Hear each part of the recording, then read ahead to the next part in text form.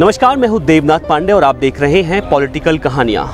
आज अपने पॉलिटिकल कहानियां के इस एपिसोड में हम आपको एक ऐसी महिला के बारे में बताएंगे, एक ऐसी महिला राजनेता के बारे में बताएंगे जो पैदा तो एक राजघराने में हुई और कम उम्र में शादी हुई।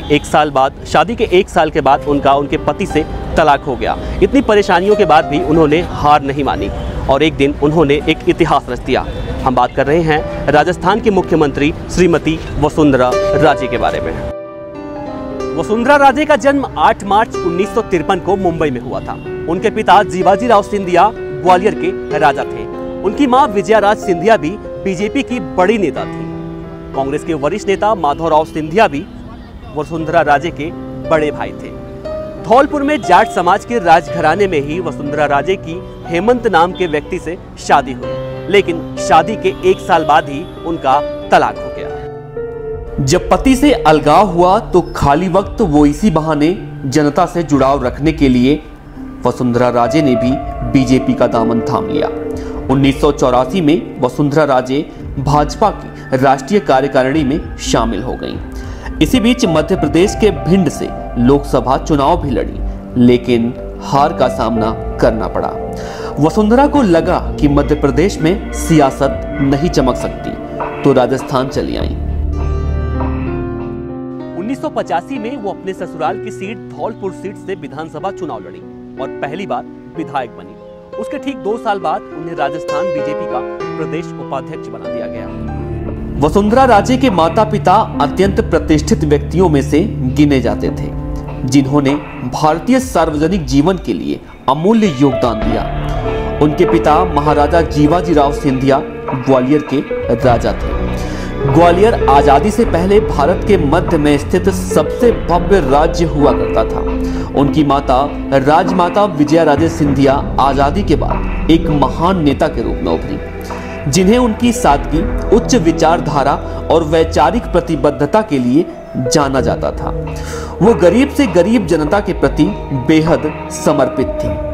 40 साल के राजनीतिक कार्यकाल के दौरान उन्हें कुल 8 बार मध्य प्रदेश के गुना क्षेत्र से संसद का प्रतिनिधित्व चुना गया, जो कि एक रिकॉर्ड है। राजमाता सिंधिया को जनसंघ और भाजपा के कई दिग्गजों जैसे अटल बिहारी वाजपेयी और लाल कृष्ण आडवाणी के साथ काम करने का भी सौभाग्य प्राप्त हुआ था। वसुंधरा राजे एक ऐसे माहौल में पैदा हुई थी जहां सेवा, देशभक्ति और राष्ट्र के प्रति समर्पण महत्वपूर्ण था। वो अपने माता पिता की तीसरी संतान थी। उनकी बड़ी बहन श्रीमती उषा राजे सिंधिया की शादी नेपाल के सबसे प्रतिष्ठित परिवार में हुई, जो वर्तमान में वही है।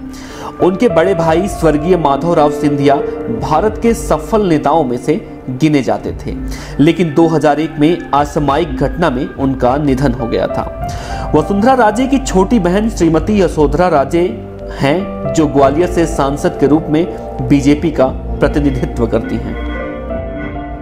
2003 में राजस्थान में पहली बार बीजेपी अपने दम पर सत्ता में आई और इसे वसुंधरा राजे का कमाल माना गया।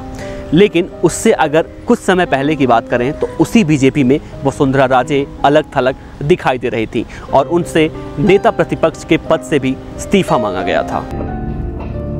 कैडर से बंधे आरएसएस और बीजेपी के नेताओं को वसुंधरा राजे की महारानी वाले अंदाज की कार्यशैली से हमेशा शिकायत रही। पार्टी में उनकी सत्ता को चुनौती देने के लिए जयपुर में समांतर राजनीतिक नेतृत्व उभारा जाने लगा।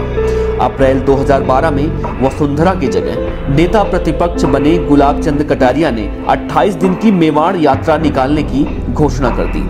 कहा जाता है कि कटारिया खुद को सीएम पद के दावेदार के तौर पर प्रोजेक्ट करना चाहते थे। जाहिर है ये वसुंधरा को नामंजूर था।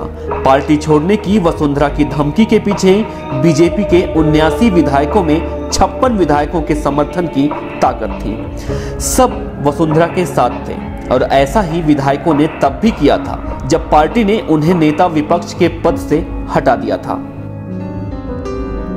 वसुंधरा राजे के राजनीतिक सफरनामे में किस्मत ने भी उनका बखूबी साथ निभाया। जहां 2003 में जब राजस्थान में विधानसभा चुनाव होने थे, उस समय राजस्थान के 2 बड़े नेता दिल्ली पहुंच चुके थे। भैरव सिंह शेखावत जहां उपराष्ट्रपति बन चुके थे, तो वहीं जसवंत सिंह केंद्रीय मंत्री। अब जिम्मेदारी सौंपी गई राजस्थान बीजेपी अध्यक्ष पद की वसुंधरा राजे को, और वसुंधरा राजे ने भी जिम्मेदारी बखूबी निभाई। और 2003 के जब नतीजे आए विधानसभा चुनाव के, तो चौंकाने वाले थे। राजस्थान में पहली बार बीजेपी ने पूर्ण बहुमत से वहां पर जीत दर्ज की थी। चुनाव परिणाम आने के बाद जब 110 सीटें जीतकर बीजेपी राजस्थान में पहली बार आई, तो इसी के साथ वे चुनावों के मद्देनजर प्रदेश भर में परिवर्तन यात्रा निकाली। वसुंधरा राजे इस यात्रा के जरिए आम जनता से मिलती थीं। खास तौर से वसुंधरा राजे महिलाओं को लुभाने के लिए जिस जिस इलाके में जाती थी, उसी इलाके की वेशभूषा पहनकर जाती थी। नतीजा ये हुआ कि विधानसभा चुनाव में वसुंधरा राजे भारी बहुमत के बल पर पार्टी को सत्ता में ले आईं। वे 1 दिसंबर 2003 में राज्य की पहली महिला मुख्यमंत्री बनी। वसुंधरा राजे को 8 दिसंबर 2003 से 10 दिसंबर 2008 तक राजस्थान की प्रथम महिला मुख्यमंत्री के बतौर कार्य करने का गौरव मिला। इस दौरान उन्होंने राजस्थान के समग्र विकास तथा विकास से वंचित लोगों के उत्थान के कार्यों को सार्वजनिक महत्व दिया। उनके इस कार्यकाल के दौरान अक्षय कलेवा, मिड डे मील योजना, पन्नाधाय, भामाशाह योजना और हांडी रानी बटालियन तथा महिला सशक्तिकरण जैसे कार्य शामिल हैं। वसुंधरा राजे 13वीं राजस्थान विधानसभा के लिए झालवाड़ के झालरा पाटन क्षेत्र से एक बार फिर निर्वाचित हुई और 2 जनवरी 2009 से 25 फरवरी 2010 तक वे राजस्थान विधानसभा में नेता प्रतिपक्ष रही। मौजूदा दौर में भी वसुंधरा राजे राजस्थान की मुख्यमंत्री हैं। पॉलिटिकल कहानियों में आज हम बात कर रहे थे राजस्थान की मुख्यमंत्री वसुंधरा राजे के जीवन के तमाम कही अनकही बातों के बारे में। अगर आपको हमारा ये वीडियो अच्छा लगा हो तो लाइक करें, शेयर करें और कमेंट करें, और हमारा चैनल नेट्रिक न्यूज़ सब्सक्राइब जरूर करें।